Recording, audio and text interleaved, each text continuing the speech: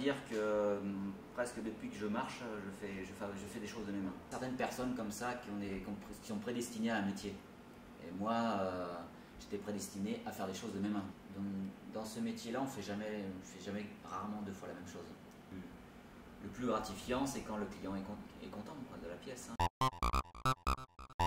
Le métier d'ébéniste, à la base, c'est le travail de la marqueterie. Dans le mot ébéniste, il y a le mot ébène, le travail de l'ébène. Ici, il n'y a pas de marqueterie. Moi, je suis, on va dire, ébénisterie en massif. Voilà, c'est plus lié à la menuiserie, on va dire.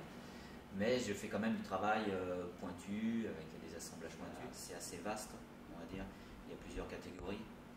Il y a des métiers qui sont liés à l'ébénisterie, qui ne sont pas vraiment de l'ébénisterie, comme la restauration de mobilier ancien. Je fais ébénisterie et ferronnerie d'art. Je fais plus l'ébénisterie, mais c'est deux métiers qui sont très liés dans mon travail. Voilà, je fabrique mes propres quincailleries, où je prends de l'ancien, je les rénove, je les fais. Voilà, en plus j'ai toute cette culture au niveau de l'histoire de l'art, donc je respecte les styles. Voilà, c'est tout un ensemble qui fait que je fais ces deux métiers. Justement, quand on fabrique une pièce, il y a plein d'étapes. Il y a déjà l'étude avec le client, par exemple, proposer au client. Le client a une idée et puis l'élaborer, créer les plans. Bon, voilà, il y a tout le travail des proportions, d'émouluration ou du style.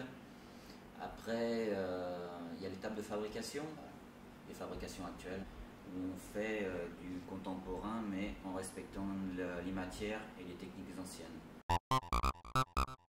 La matière est vivante, donc on ne peut pas faire n'importe quoi comme avec des matières stabilisées avec des panneaux. Travailler avec des produits naturels. Donc, bon, il y a des produits naturels qui existent depuis toujours, qu'on utilise depuis la nuit des temps, les gommelacs, les cires, mais aussi j'apporte aussi des innovations pour avoir des finitions qui sont actuelles, avec des finitions grisées, aspect bois naturel, aspect bois flotté. J'ai une approche avec tous les matériaux aussi, la pierre, le verre, différentes matières. De toute façon, la matière, elles peuvent se mélanger. Il faut respecter chaque matière, mais tout peut s'harmoniser. C'est un métier qui est de plus en plus rare, on va dire, parce que c'est un métier quand même difficile. C'est un très beau métier, mais c'est un métier complexe. Il faut apprendre beaucoup de choses. Il faut surtout démontrer son savoir-faire pour avoir une clientèle. Il faut une parfaite maîtrise pour être productif. J'avais la chance d'être dans un lycée professionnel et à mon époque, on démarrait à 14 ans, que maintenant c'est un peu plus tard.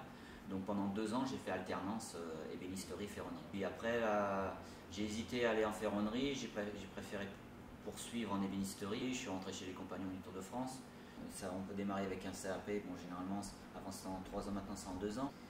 Où il y a des filières comme le compagnonnage, dont je sors, pour moi c'est vraiment l'une des meilleures filières, parce que là on est direct en entreprise, on apprend les cours du soir avec des anciens, voilà.